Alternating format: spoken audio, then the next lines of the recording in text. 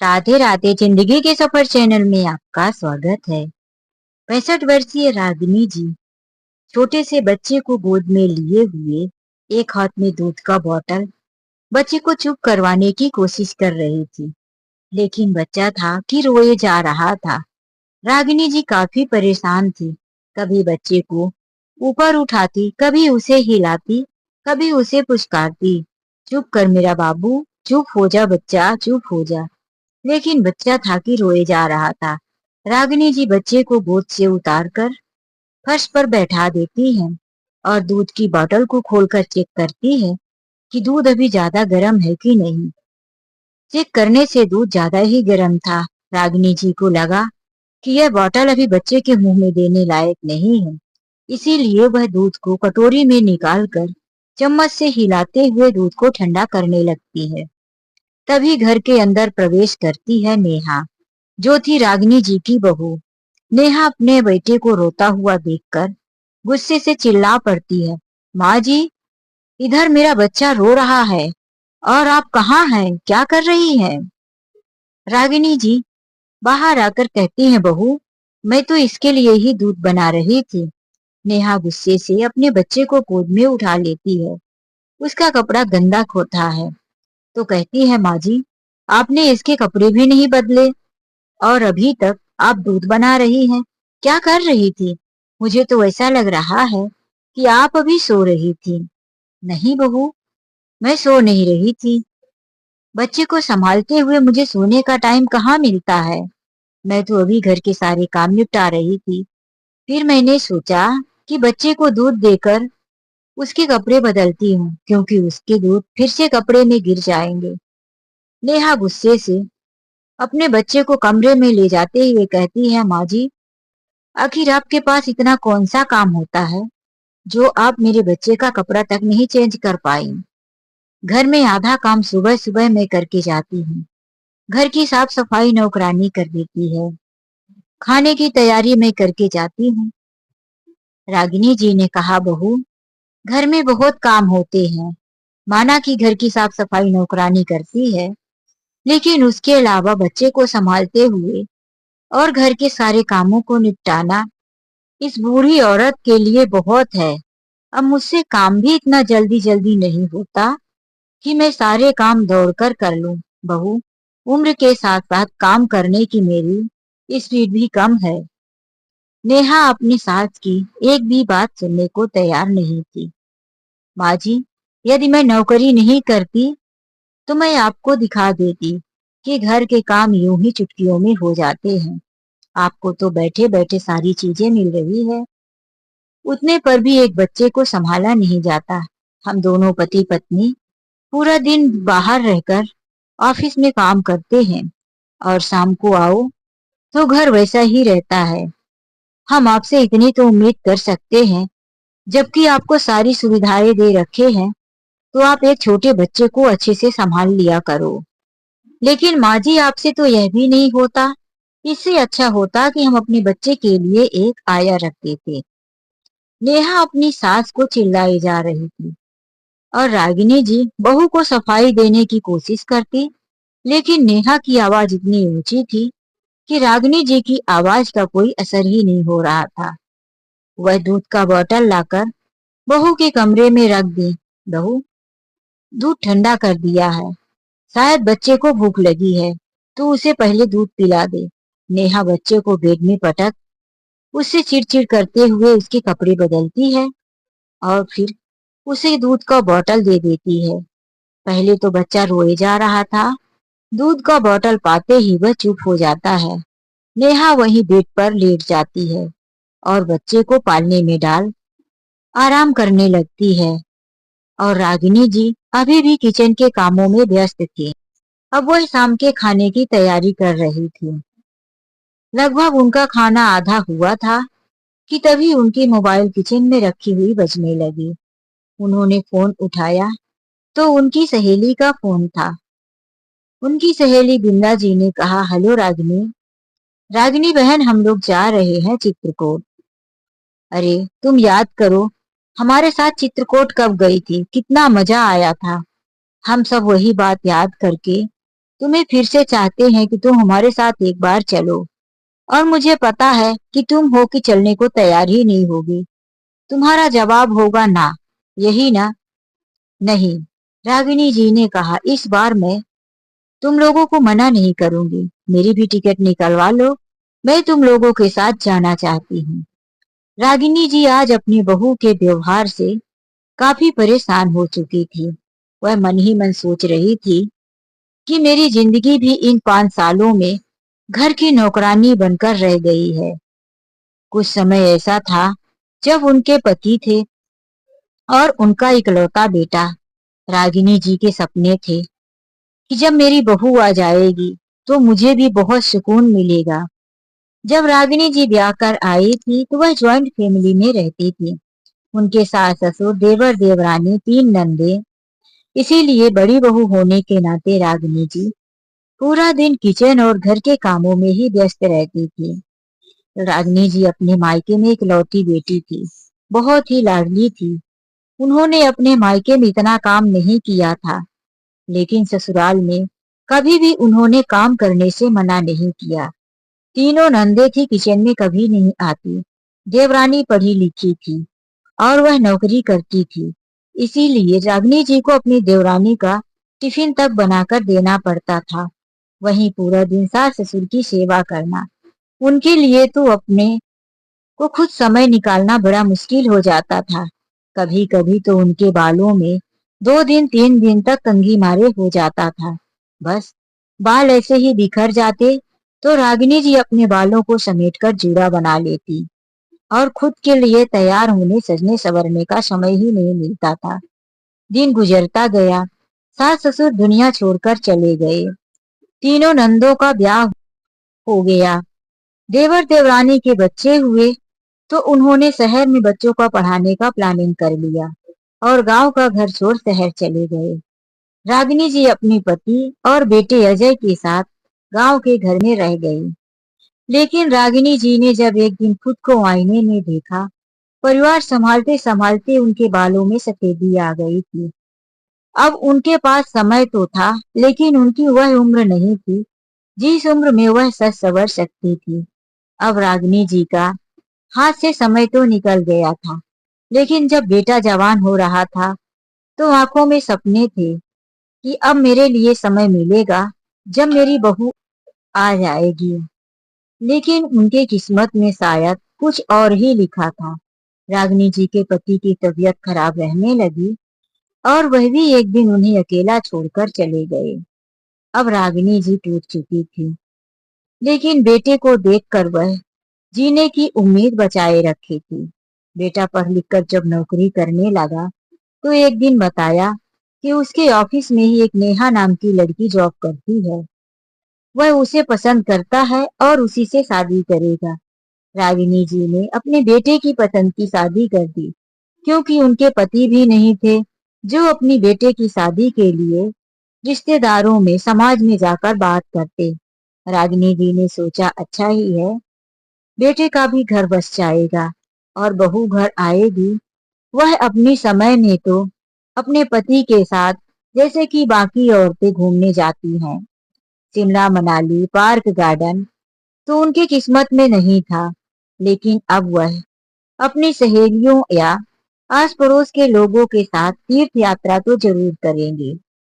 लेकिन जब बहू आई तो वह नौकरी करती थी। उसने कह दिया, मम्मी जी, मैं अपनी नौकरी नहीं छोड़ूंगी। रागिनी जी ने बहू को कह दिया, बहू तुम्हारी मर्जी, तुम चिंता मत करो, घर के कामों में मैं मदद कर दिया करूंगी। मदद का नाम लिया था रागिनी जी ने, लेकिन बहू नेहा ने तो सारा घर गृहस्थी का काम सास के ऊपर ही छोड़ दिया। खुद ऑफिस जाने लगी। पति पत्नी दोनों सुबह अपना नाश्ता टिफिन तैयार करके चले जाते। बाकी का घर का सारा काम रागिनी जी को खुद ही करना पड़ता। पहले तो सिर्फ घर का काम था, लेकिन अब रागिनी जी दादी बन चुकी थी। छोटे से बच्चे की जिम्मेदारी भी थी। नेहा बच्चे को जन्म देने के बाद 1.25 महीने घर पर आराम करती रही। फिर 1.25 महीने के बाद उसने फिर से अपनी ऑफिस में ज्वाइन कर लिया।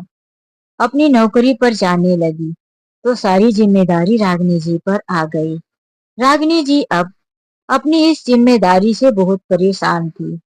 आखिर आज शादी से लेकर इस उम्र तक उन्होंने देखा ही क्या, घर गृहस्थी और जिम्मेदारी जो कि उनका पीछा छोड़ने के नाम ही नहीं ले रही थी। आज जब उनकी सहेली का फोन आया तो उनका मन अचानक से हो गया कि यदि मैंने अपने लिए जीने की हिम्मत नहीं जुटाई तो इस जन्म में मुझे इस घर से निकलने का मौका नहीं मिलेगा। वह अपने मन में सोचने लगी कि किसी न किसी तरह से मैं चित्रकूट अपनी सहेलियों के साथ जरूर जाऊंगी। लेकिन कैसे? यदि मैं नेहा को बताती हूँ कि मुझे 2-4 दिन के लिए जाना है तो नेहा नाराज हो जाएगी और डायरेक्ट मना कर देगी। इसीलिए वह उस दिन सारे घर के काम करती रही। शुक्रवार का दिन था। फिर जब शनिवार को शाम को बहू आ गई तो रागिनी जी ने बड़े प्यार से कहा, बहू नेहा, मेरी सहेलियां चित्रकूट एक रात के लिए जा रही है तो मैं भी अपनी सहेलियों के साथ जा रही हूँ। नेहा को लगा कि सिर्फ एक रात की बात है, माँ जी एक रात में वापिस आ जाएंगी और वैसे भी रविवार छुट्टी का दिन है। माँ जी सुबह से खटर पिटीर घर के कामों में लगी रहती हैं। मेरी नींद खराब होती है, मैं परेशान हो जाती हूँ। रविवार का दिन है, छुट्टी के दिन आराम से सो जाऊंगी, बाहर से खाना मंगा लूंगी, कोई परेशानी नहीं। इसीलिए नेहा ने तुरंत कह दिया, हाँ माँ जी जाओ, मैंने आपको कब रोका है। बस इसी शब्द का तो इंतजार कर रही थी रागिनी जी। रागिनी जी शाम को अपनी सहेलियों के साथ चित्रकूट के लिए निकल जाती हैं और नेहा अपने बच्चे को संभालते हुए यह सोच रही थी कि कल सुबह देर से उठूंगी, खूब सो जाऊंगी। लेकिन जब रात को वह सोने पाए तब ना। पहले ही जब घर का खाना बना रही थी नेहा, पति पत्नी दोनों खा रहे थे तो इधर उसके बच्चे ने जल्दी से सो लिया और जब नेहा सोने गई तो उसका बेटा उठ गया और नेहा पूरी कोशिश करने लगी उसे सुलाने की। कभी वह नेहा के ऊपर चढ़ता तो कभी अजय के पेट में, कभी इधर तो कभी उधर। और जब नेहा जबरदस्ती उठाकर उसे सुलाने की कोशिश करती तो वह रोना और चिल्लाना शुरू कर देता। नेहा पूरी कोशिश करती रही कि उसका बच्चा सो जाए, लेकिन इधर उधर वह करवटें बदलता रहा, माता पिता के ऊपर चढ़ता, जबरदस्ती करने पर परेशान करता। देखते ही देखते रात को 2 बज गया था। अजय तो आंखें बंद कर करवटें बदल लिया। नेहा बच्चे को जरा संभालो, मेरी नींद खराब कर रहा है। मुझे कल सुबह जल्दी उठकर घर पे रहकर ही लैपटॉप में ऑफिस के काम करना है। कल तो रविवार है, तुम आराम से घर पे सो सकती हो। अब नेहा को नींद आ रही थी और बच्चा था कि सोने वाला नहीं। अजय को सोता हुआ देख नेहा चिड़चिड़ाने लगी, अजय, मैं भी तो ऑफिस जाती हूँ, क्या मैं अकेले जाकर बच्चे को संभालूं? पहले था तो रागिनी जी के पास बच्चा छोड़ दिया करती थी नेहा और खुद बिस्तर पर गिरते ही सो जाती और रागिनी जी सारी रात बच्चे के साथ जागकर संभाला करती थी। अब इस उम्र में सारी रात जागने के बाद शरीर टूटता रहता था, फिर भी पूरा दिन बच्चे को भी संभालती, लेकिन नेहा ने उनकी एक भी कदर नहीं की। अब वह रात भर जागता रहा। सुबह के 4 बज चुके थे तब जाकर बच्चा सो गया। नेहा जैसे ही सोई कि 2 घंटे के बाद 6 बजे दूध वाले ने आकर बेल बजा दिया। नेहा उबासी लेते हुए कहती है, अरे सुनो, जाकर देखो कौन बेल बजा रहा है। अजय ने कहा, तुम खुद जाओ, मुझे परेशान मत करो। नेहा उबासी लेते हुए किसी तरह से उठी, दरवाजा खोली तो दूध वाला खड़ा था। आज उसे एहसास हुआ था कि दूध वाला इतनी सुबह आता है। वह दूध लाकर गैस में रख दी और गैस को स्पीड में चला दिया कि दूध गर्म हो जाए, जैसे कि वह बच्चा उठेगा तो दूध ठंडा रहे। इसीलिए वह दूध गर्म होने को रख फिर से बेड पर आकर सोची थोड़ी आराम करके देखती हूँ, अभी तो दूध को गर्म होने में टाइम लगेगा। लेकिन उसकी नींद लग गई। तो फिर से किसी ने डोरबेल बजाया। डोरबेल की आवाज सुन वह झटके से उठ पड़ी और पहले किचन में गई। देखा तो सारा दूध गिरकर गैस बंद हो चुका था। उसने सिर पर हाथ रखा। हे भगवान, यह क्या हुआ? अब पूरे दिन के लिए दूध कहाँ से आएगा? फिर डोरबेल बज रही थी। गुस्से से जाकर दरवाजा खोली तो सामने कामवाली खड़ी थी। उसे देखते ही नेहा ने कहा, आ रही थी ना बाबा, कितना परेशान हो जाती हो। जैसे ही कामवाली अंदर आई तो नेहा ने कहा, जाकर सबसे पहले किचन साफ कर दो। सारा दूध गिरकर सत्यानाश हो गया है। अब अजय उठे तो उन्हें दूसरी जगह से दूध मंगवाने को कहती हूँ। यह कहकर वह उबासी लेते हुए फिर से गई और सो गई। जैसे ही कामवाली ने सारा काम कर दिया तो आवाज देने लगी, मैडम, अब मैं जा रही हूँ। नेहा ने कहा, जाओ। वह सोच रही थी कि मैं फिर से आराम से सो जाऊंगी। तभी अजय भी उठ गया और कहने लगा, नेहा, मेरे लिए चाय बना दो यार, मैं काम कर लूं थोड़ा लैपटॉप में। नेहा अभी नींद में ही थी। अजय की बात उसे कांटे की तरह चुभ रही थी। वह गुस्से से बोली, मैं रात भर सोई नहीं हूँ और तुमको है कि फिर से चाय बना दूं। दूध नहीं है, सारा दूध गिर गया। तुम जाकर कहीं से दूध लेकर आओ। अजय ने कहा, क्या? दूध तुमने कैसे गिरा दिया? अब इतनी देर में दूध कहाँ से लेकर आऊं? नेहा ने जवाब नहीं दिया। वह जैसे ही आंख बंद की तो फिर उसका बच्चा उठ गया और रोने लगा। नेहा का सिर भारी हो चुका था। वह बच्चे को ले किचन में आई। पतीले में थोड़ा सा दूध पड़ा था। वह बोतल में डाली। आधा ही बोतल था। उसने बच्चे को दूध पकड़ाया और फिर अजय से कहने लगी, बाहर से दूध ले आओ तो चाय बनाती हूँ। सारा दूध किचन में ही गिर गया। अजय ने कहा, मैं अभी काम कर रहा हूँ, बाहर चला गया तो मेरा टाइम वेस्ट हो जाएगा। मुझे परेशान मत करो नेहा, मैं चाय ही नहीं पीता। नेहा परेशान होकर बिना दूध की चाय बनाकर लाई और बिना मन बैठकर चाय पीते हुए वह अपनी माँ जी को फोन लगाने लगी। कहाँ पहुंची अब तक माँ जी? बोली थी रात भर की बात है। फोन लगा रही थी लेकिन रागिनी जी उसका फोन नहीं उठा रही थी। वह परेशान होकर फिर से किचन के कामों में लग गई और उधर बच्चा था, उसका पेट भी नहीं भरा तो वह बार बार रोए जा रहा था। फिर नेहा उसके लिए कुछ खाना बनाने लगी जो वह अभी छोटा था खा सके, लेकिन वह बोतल का दूध ही पीता था। फिर भी नेहा ने उसे जबरदस्ती खिलाने की कोशिश की। नेहा का सिर भारी हो रहा था। उधर उसका बच्चा रो रहा था। सास फोन नहीं उठा रही थी।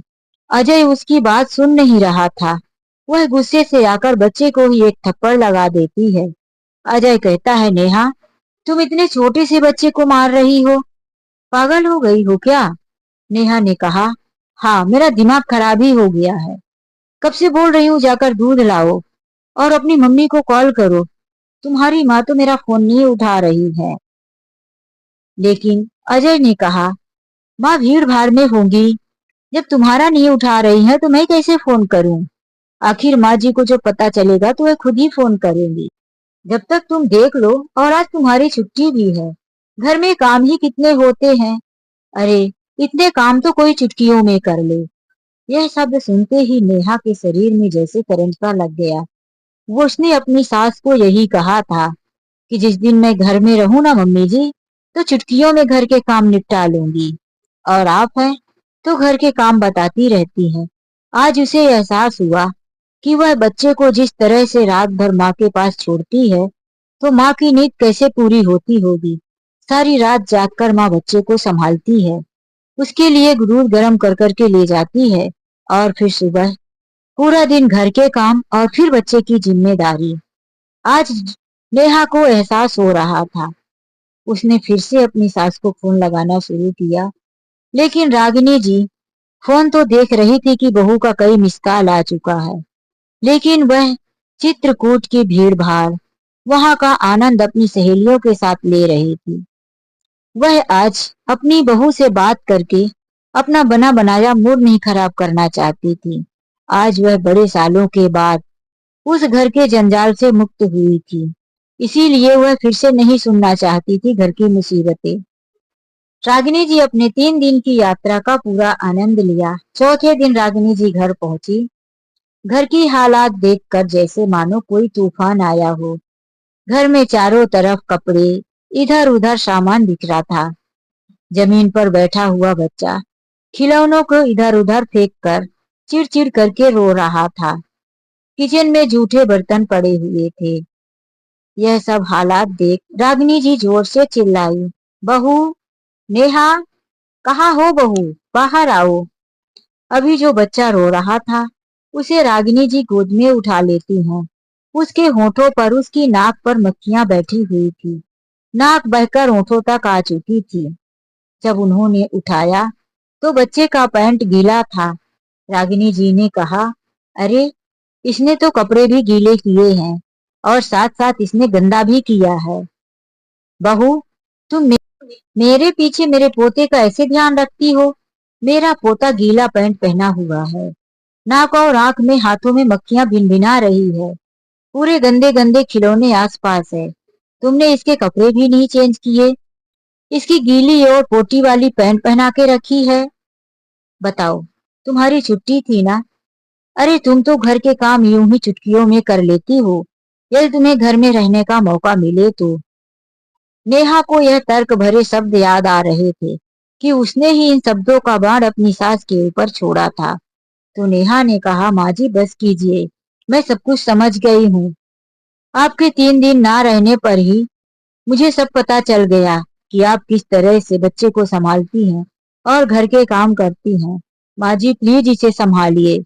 मैं तो बीमार हो गई हूँ। मेरा सिर 3 दिन से दुख रहा है। मेरा पूरा बदन टूट रहा है। ऐसा लग रहा है कि मैं कई दिनों से कुछ खाई नहीं हूँ। बस माँ जी, मुझे 2 घंटे आराम से सोने का मौका दे दीजिए। रागिनी जी अपने पोते को उठा बड़े प्यार से उसके कपड़े बदलने लगती हैं और कहती हैं, बहू, इसकी बोतल कहाँ है बता। नेहा ने कहा, माँ जी कहीं किचन में ही पड़ी होगी। रागिनी जी अपने पोते की बोतल ढूंढ उसे अच्छे से साफ करती हैं। फिर उसमें अपने पोते के लिए दूध डालकर उसे दूध ले गोद में पुचकारते हुए दूध पिलाने लगती हैं। और रागिनी अपने कमरे में जा पैर फैला चैन से 2-3 घंटे सो जाती है। फिर रागिनी जी पोते को संभालती रही। काम वाली आई तो उसे सारा काम समझाकर घर का काम करवाई। अब नेहा जब 2-3 घंटे सोकर उठी तो जाकर उसका मूड फ्रेश हुआ। वह अपनी सास से माफी मांगने लगी, माँ जी, मैंने आपके कामों को बहुत छोटा समझा, लेकिन घर में इतने काम होते हैं, कितनी मुसीबतें होती हैं माँ जी। आप तो मेरे से भी ज्यादा संघर्ष करती हैं। मुझे माफ कर दीजिए माँ जी। रागिनी जी ने कहा, बहू, मैं इसीलिए घर छोड़कर गई थी ताकि तुम्हें समझ में आए कि मैं भी घर पे कैसे कैसे करती हूँ। अब जब तुम्हें समझ में आ ही गया है, तुम अपनी गलती मान ही रही हो बहू, तो फिर नाराजगी किस बात की। मैं तो वैसे भी कोशिश करती थी कि कभी तुम्हें कोई तकलीफ ना हो। मैंने कभी तुमसे शिकायत नहीं किया। बस उस दिन तुम गुस्से में आकर मुझे चिल्लाने लगी, इसीलिए मैंने थोड़ी बात कह दी थी। नहीं माँ जी, आपने कुछ नहीं कहा। सारी गलती मेरी ही थी। अब नेहा अपनी सास से बार बार माफी मांगे जा रही थी। तो रागिनी जी ने भी कह दिया, बहू, कोई बात नहीं, घर की बात है। चलो, अब हम दोनों की जिम्मेदारी है कि घर और अपने नन्हे से पोते को संभाले। अब नेहा को भी समझ में आ गया था। अब सासू माँ और नेहा दोनों मिलकर घर को संभालने लगी थी। अब उनके घर में तानाशाही, एक दूसरे के काम को लेकर ताना मारना, अपने काम को बड़ा बताना, ऐसा कुछ नहीं रह गया था। जितना जिसको समय मिलता वह उतना घर के काम निपटाने की कोशिश करती और फिर दोनों सास बहू साथ में घूमने जाती, एक दूसरे की खुशियों का ध्यान रखती। तो दोस्तों, यह कहानी यहीं से खत्म होती है। कहानी को अंत तक सुनने के लिए आप लोगों का दिल से धन्यवाद। चलिए मिलते हैं एक नई कहानी के साथ। आज के लिए बस इतना ही। राधे राधे, जय श्री कृष्णा। जिंदगी के सफर चैनल में यदि पहली बार आए हैं तो प्लीज जाने से पहले चैनल को सब्सक्राइब कर लीजिए। वीडियो अच्छी लगी हो तो लाइक करना मत भूलिए। राधे राधे।